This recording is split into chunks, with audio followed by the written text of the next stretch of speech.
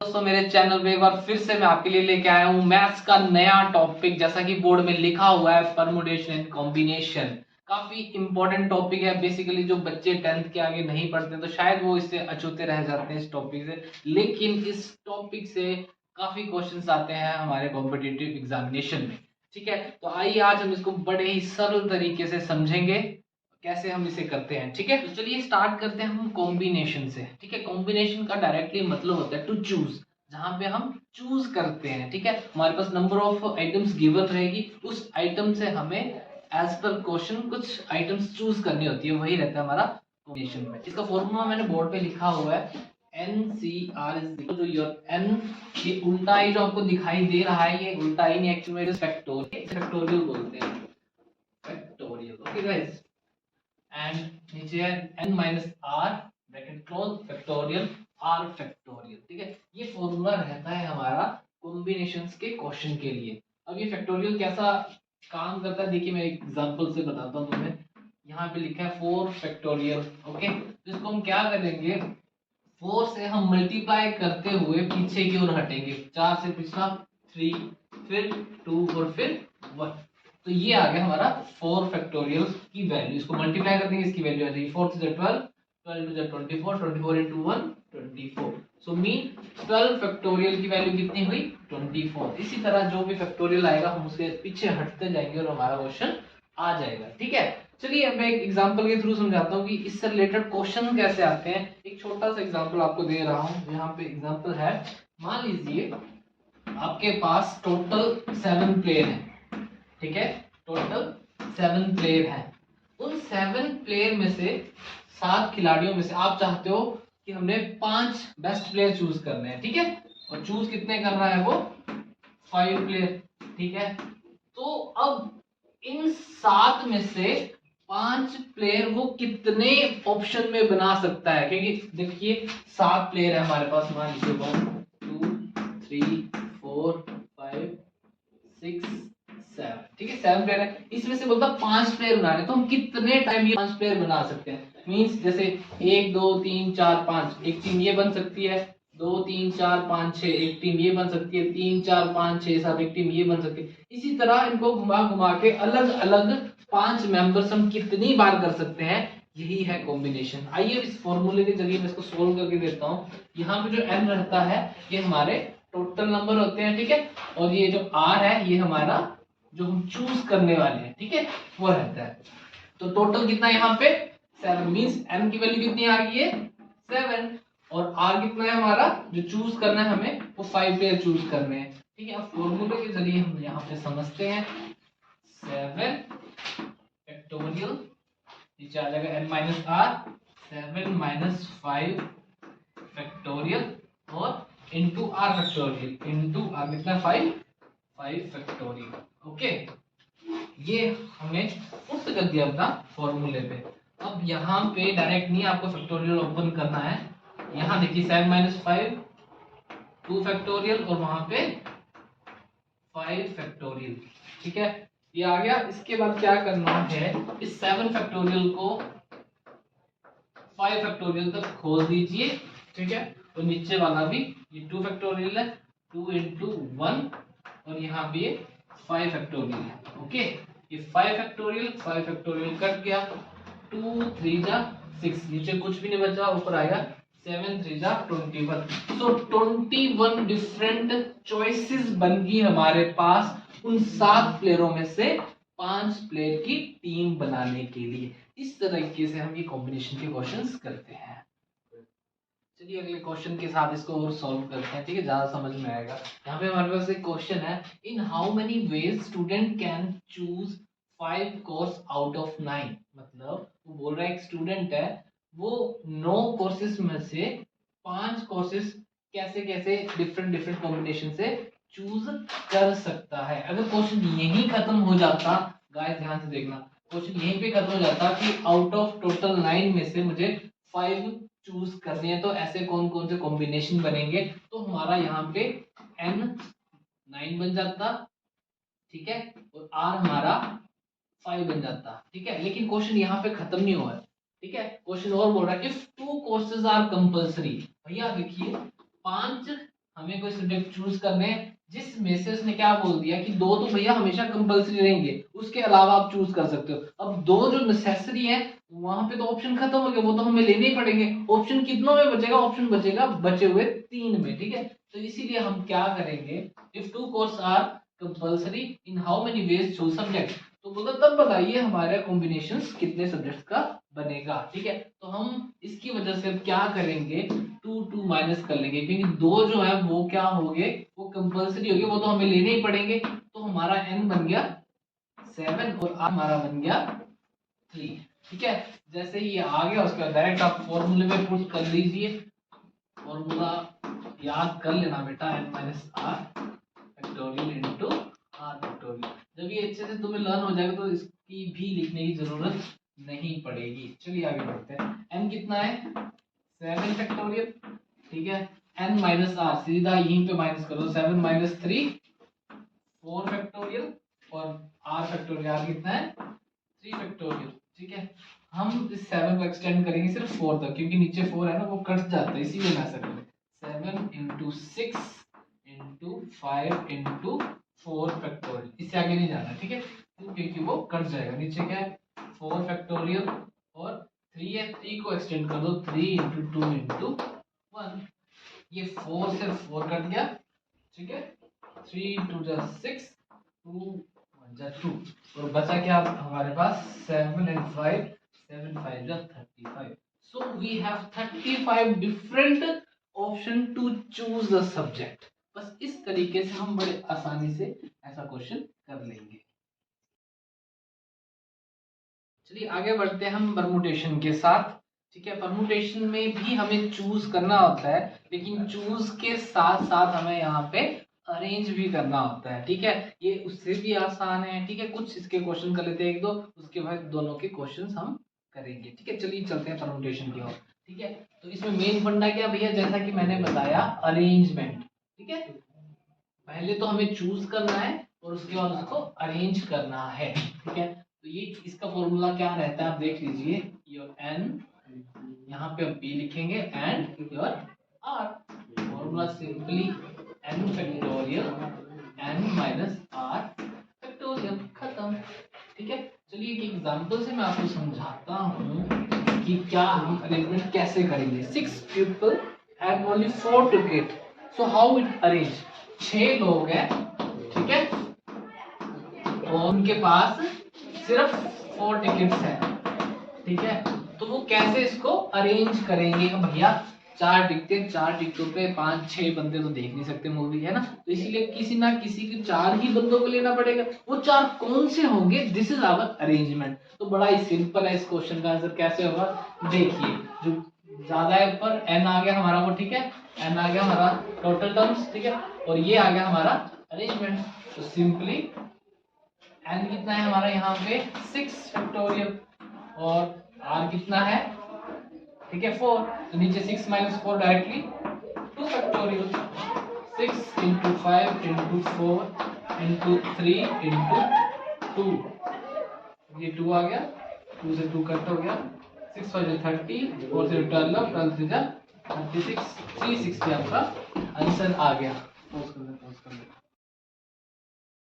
तो हमारे पास यहाँ पे 5 friends are seated in 5 chair, ठीक है। 5 दोस्त हैं वो, ठीक है, अलग अलग 5 चेयर्स में बैठे हुए हैं, ठीक है। तो वो पूछ रहा है कि भैया वो कौन कौन से डिफरेंट तरीके से उन चेयर्स पे बैठ सकते हैं। अब नॉर्मली बच्चों को लगता है यार पता नहीं कितने तरीकों से बैठ सकते हैं, हम कैसे गिने, ठीक है। तो इसलिए ज्यादा दिमाग नहीं लगाना है इन क्वेश्चनों में। सिंपल से आपको देखना है चेयर्स कितनी है, 5 है, फ्रेंड्स कितने हैं, 5 है।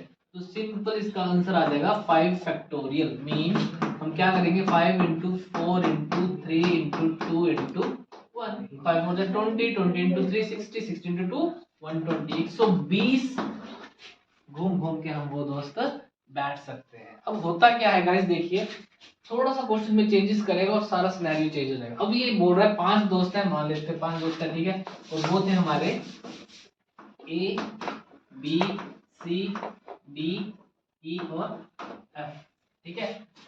सॉरी यार ये तो 6 हो गए, 5 ही रखते हैं दोस्त, ठीक है। ओके, ये 5 दोस्त हैं। अब वो बोल रहे हैं भैया 2 जिगरी यार हैं, ठीक है, कौन कौन से, सी और डी।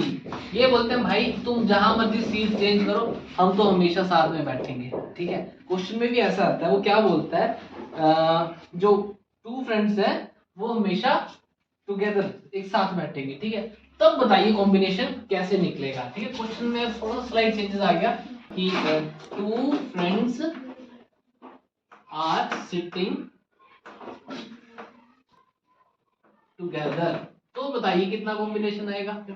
ठीक है, अब इस क्वेश्चन में देखिए ध्यान से, हमारे पास सीट्स कितनी है, 5 है। ठीक है, लेकिन ऑप्शन हमारे पास क्या बचे, 1 2 3, क्यों, क्योंकि ये तो बोलते हैं हमेशा हमने इकट्ठे बैठना। अब भैया ये तो यहाँ पे हमारे पास 3 कॉम्बिनेशन बचे जिन्हें हम रिप्लेस कर सकते हैं आगे पीछे। ठीक है, अब देखिए यहाँ पे 1 2 3 और इन दोनों को हम एक कंसीडर करेंगे तो ये हो गया हमारा चौथा। ठीक है, तो यहाँ पे इसका आंसर 4 फैक्टोरियल। बस यहाँ पे खत्म नहीं हो रहा है, क्यों, ये भी तो अगल बगल में बैठ सकते हैं, ये जो दो है ठीक है इकट्ठे बैठेंगे, पर भैया सी इधर जा सकता है, डी इधर जा सकता है, जब ये इधर उधर जाएंगे तो इसकी वजह से भी तो कॉम्बिनेशन चेंज होगा, तो इसीलिए इनटू कर लेंगे 2 फैक्टोरियल। ये 2 फैक्टोरियल इन दोनों के बीच में, और ये 4 फैक्टोरियल 1 2 इन दोनों को एक कंसीडर करके चौथा ये 4 ये आ गए। सिंपली कर दीजिए अब इसको, 4 इंटू 3 इंटू 2 इंटू 1, और ये आ जाएगा 2 इंटू 1, मल्टीप्लाई कर दीजिए, बड़े ही आसानी से आंसर आ जाएगा। 4 3 12, 12 2 24, 24 2 48, तो 48 टाइम वो अलग अलग कॉम्बिनेशन बना सकते हैं, और उसके बेसिस पे हम उसको अरेंज कर सकते हैं। अगला क्वेश्चन है, देखिए बोर्ड पे, how many numbers are there between 100 and 1000।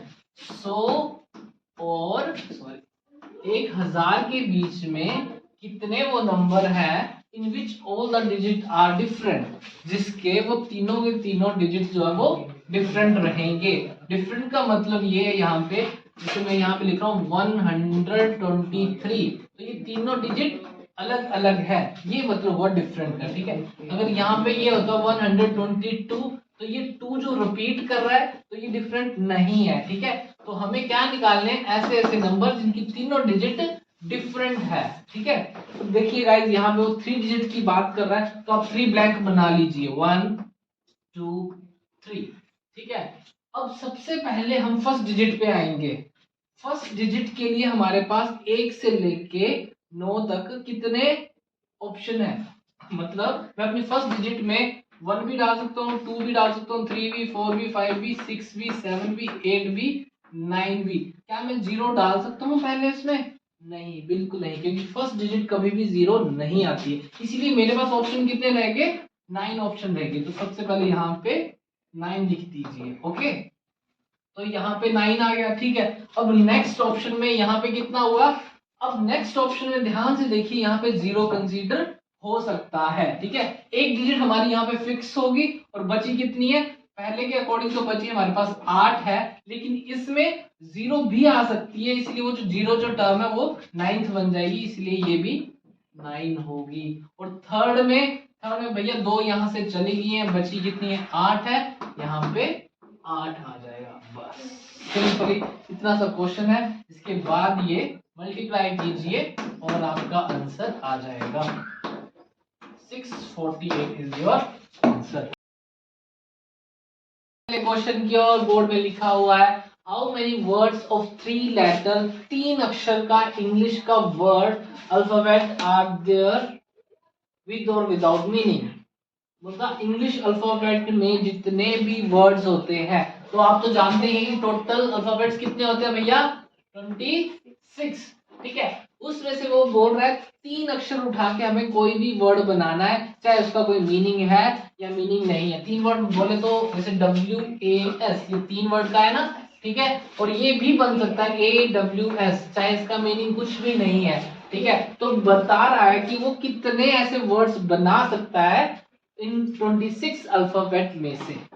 ठीक है, हमें पता लग गया है कि टोटल आइटम्स हमारे पास कितनी है, 26। सो n इज इक्वल टू 26, और हमें जो वर्ड दे रखा है वो कितना दे के रखा है, 3, तो r कितना आ गया आपका 3। तो सिंपली हमें क्या करना है, इसको ऊपर आ जाएगा 26 फैक्टोरियल और नीचे आएगा 26 माइनस 3 23 फैक्टोरियल। बस ये करके आपका आंसर आ जाएगा। 26 को एक्सटेंड कीजिए, 26 इंटू 25 इंटू 24 इंटू 23 फैक्टोरियल और नीचे भी है 23 फैक्टोरियल, ये कट हो जाएगा। इन तीनों को मल्टीप्लाई कर लीजिए, आपका आंसर आ जाएगा। ठीक है, this is the way to do this question. ठीक है, अगर वो 4 अक्षर का बोलता आपने कुछ भी नहीं करना है, आर यहाँ पे 4 हो जाएगा और यहाँ पे 26 माइनस 4 मीन्स 22 फैक्टोरियल। इसी तरीके से आप कितने भी क्वेश्चंस कर सकते हैं। ठीक है, चलिए चलते हैं अगले क्वेश्चन की ओर। How many 3 digit can be form by using 1 2 3 4 5 6। हमें कुछ डिजिट्स देके रखी हुई है मैथ्स की, ये बोल रहा है 3 डिजिट की आपको भी फॉर्म करनी है। ठीक है, उसमें होगा क्या, बोलता इनमें से हम 3 डिजिट के नंबर कितनी बार बना सकते हैं। ठीक है, लेकिन लास्ट में एक वर्ड लिखा हुआ है repetition is not allowed, means हम रिपीट नहीं कर सकते हैं। मैं दोनों बताऊंगा आपको कि अगर रिपीट होगा तो क्या आंसर आएगा और रिपीट नहीं होगा तो क्या आएगा। सबसे पहले मैं बताऊंगा आपको repetition is not allowed, repeat नहीं करना है। ठीक है, तो वो क्वेश्चन ध्यान से एक बार फिर से पढ़ लीजिए। 3 डिजिट का नंबर, ठीक है, और इन नंबरों में से यूज करना है। How many 3 digits can be form.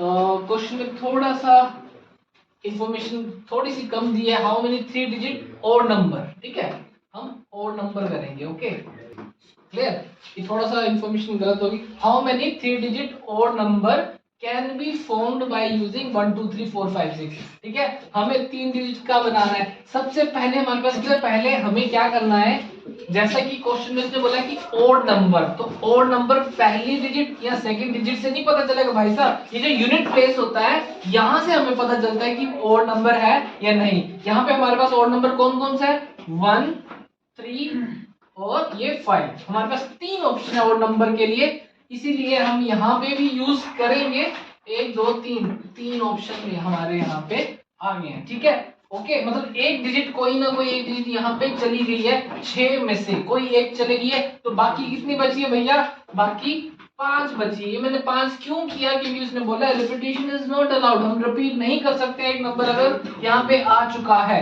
ठीक है, एक नंबर यहाँ पे आ गया, एक नंबर यहाँ पे आ गया, मींस 2 नंबर जा चुके हैं, तो अभी कितने नंबर बचे हैं, 1 2 3 4, 4 नंबर बचे हैं। तो बस सिंपली 5 4 जा 20, 20 into 3 60, तो 60 ऐसे नंबर्स अलग अलग डिजिट्स बन सकती है जो कि और नंबर होगी और यहां से होगी। ठीक है, ये केस था हमारा कौन सा, repetition is not allowed. In case question में बोलता है कि रिपीटेशन इज अलाउड, जब रिपीटेशन अलाउड है भैया तो हम सिंपली क्या करेंगे, 5 नहीं, हाँ 5 इंटू 5 इंटू 3। अब देखिए हुआ क्या, ये जो लास्ट में ये तो और नंबर ही आएगा। ठीक है, तो वहां पे 3 का 3 आएगा। ओके, बाकी यहाँ पे कितने ऑप्शन बच रहे हैं, एक यहाँ पे चला गया, तो बाकी 5 ऑप्शन बच रहे हैं, यहाँ पे भी 5 ऑप्शन बच रहे हैं। बस इसको मल्टीप्लाई कीजिए, सिंपली आपका वो रिपीटेशन वाला भी आ जाएगा। चलिए करते हैं हम अगला क्वेश्चन, जो कि है how many 3 digit number, 3 digit का नंबर है, ठीक है, can be perform without using 0 2 3 4 5 6। भैया यहाँ पे विद नहीं बोल रहा है, विदाउट मींस ये नंबर नहीं यूज करने हैं, तो इसके अलावा जो बचे हम वो नंबर यूज करेंगे। तो सबसे पहले तो देखते हैं भैया कौन कौन से नंबर बचे हैं जो हमने यूज करने हैं। 0 आ गया, 1 नहीं है, 2 आ गया, 3 आ गया, 4 आ गया, 5 आ गया, 6 आ गया, 7 8 एंड 9। ठीक है, यही 4 अक्षर हैं बचे हुए जिनके बेसिस पे हम 3 डिजिट का एक नंबर बनाएंगे। ठीक है, अब यहाँ पे देखिए रिपीट इज अलाउड, रिपीट आप कर सकते हैं। जब रिपीटेशन आपको अलाउड की होगी तो आपको क्या करना है, 3 डिजिट है ना, 1 2 3, जब रिपीटेशन अलाउड करता है आपको कोई जरूरत नहीं है डिजिट को कम करने की। मींस यहाँ पे कितने ऑप्शन है, 1 2 3 4, तो 4, ठीक है, इनटू नेक्स्ट में भी 4, इनटू नेक्स्ट में भी 4, 4 4 जा 16, 16 4 जा 64, ये आपका आंसर आ जाएगा। ठीक है, ये होता है केस रिपीटेड केस। जहां पे हम कुछ भी कम नहीं करेंगे, हर डिजिट सेम रहेगी, क्योंकि 4 ऑप्शन यहाँ पे भी है और रिपीट होके 4 ऑप्शन का यहाँ पे भी है, ठीक है। अब सेम क्वेश्चन में किसमें ले रहा हूँ, रिपीटेड नॉट अलाउड, जहां पे रिपीटिशन अलाउड नहीं है, ठीक है। 3 डिजिट है हमारे पास, 4 ऑप्शन है। सबसे पहले में आप पहला ऑप्शन डालिए कितना, 4।